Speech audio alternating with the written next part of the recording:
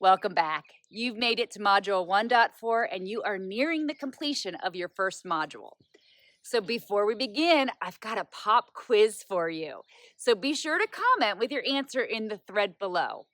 The question is, what is the period of time called that typically occurs during the fall and winter when a mare does not have a heat cycle?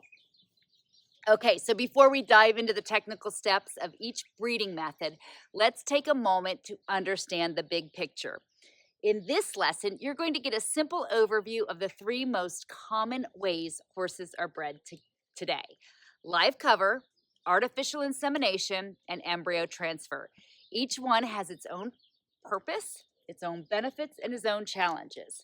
This is Rhea, and she's actually going to be bred this season through artificial insemination.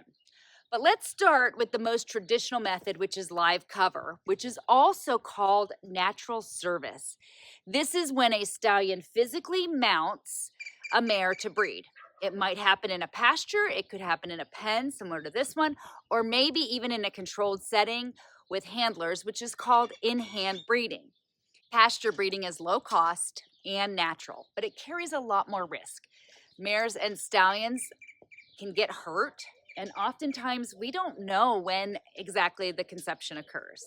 Now, in-hand breeding offers a much more control and it reduces risk, but it also requires skilled handlers and really careful timing.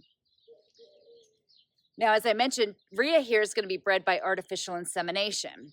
Artificial insemination is also known as AI. This method doesn't require the stallion and the mare to be together. Instead, semen is collected from the stallion and it's inserted into the mare's reproductive tract by a trained professional.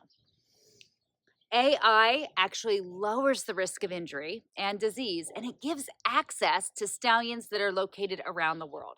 This means breeders have the opportunity to choose from a much wider gene pool.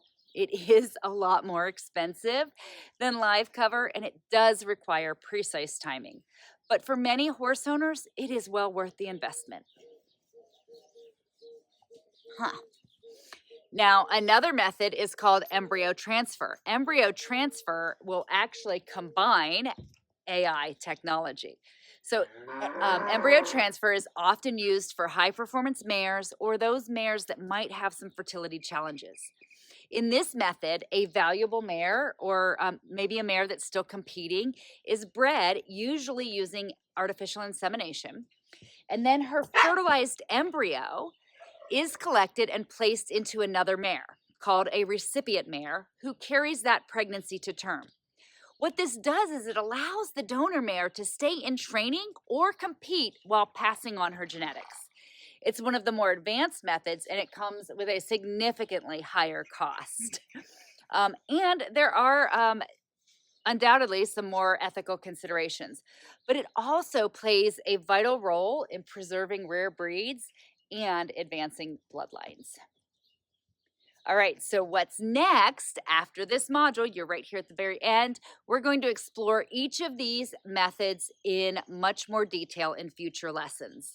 We're going to talk about how they are done, what those risks are, and how you can make the best choice for your horse.